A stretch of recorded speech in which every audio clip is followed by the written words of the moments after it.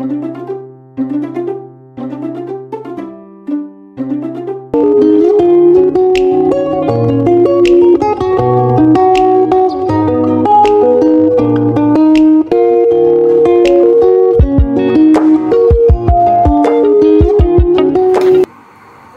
வந்து இந்த அளவுக்கு எடுத்துக்கோங்க சரியா. ஒரு லெமன் சைஸ் புளி இது வந்து நல்லா கரைச்சிக்கோங்க. பாத்திரத்தில் செய்கிறோமோ அந்த பாத்திரத்தில் ஒரு 3 மீடியம் சைஸ் கத்திரிக்காய் நான் இதுமாதிரி நீட்டாக கட் பண்ணி வச்சுருக்கேன்.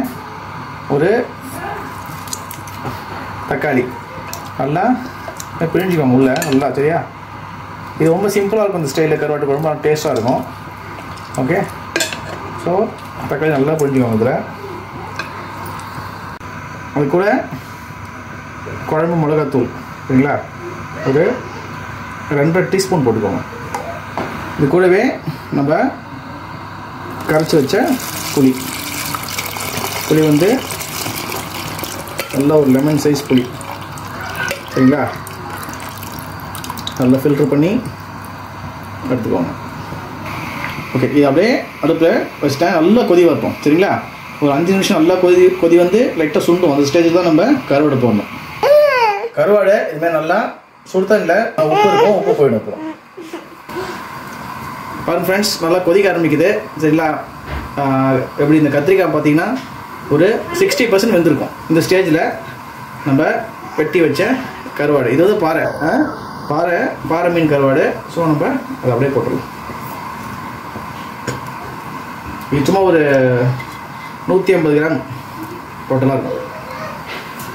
4 பல்லு பூண்டு சரிங்களா. இது நல்லா வந்து நம்ம இடிச்சுக்கலாம். 7லேருந்து 8 சின்ன வெங்காயம் சரிங்களா, இது நல்லா இடிச்சுக்கோங்க. உப்பு நான் டேஸ்ட் பண்ணி பார்த்தேன். கருவேப்பிலை உப்பு இருந்தது, இருந்தாலும் கொஞ்சம் உப்பு போடணும். உப்பு பிடிக்கல. ஸோ தேவையான உப்பு சரிங்களா போட்டுட்டு ஒரு கொதி வரட்டும். ஓகே ஃப்ரெண்ட்ஸ், நல்லா கொதிச்சிச்சு. குழம்பு கொஞ்சம் நல்லா திக்காயிடுச்சு. இந்த ஸ்டேஜில் நம்ம இந்த வானலை மாற்றிட்டு தாளிப்பு வானலை வச்சிடலாம் சரியா. தாளிப்பு வானல் வச்சாச்சு. இந்த ஸ்டேஜில் நம்ம ஃபஸ்ட்டு எண்ணெய் ஊற்றணும். ஓகே, கொஞ்சம் எண்ணெய் வந்து ஒரு 4 டீஸ்பூன் ஊற்றிக்கோங்க, அப்போ தான் நல்லாயிருக்கும் குழம்பு. கடுகு வெடிட்டோம். கூடவே ஒரு 2 காஞ்ச மிளகா போட்ட உடனே ஒரு 1/2 டீஸ்பூன் வெந்தயம், ஒரு 1/2 டீஸ்பூன் சீரகம்,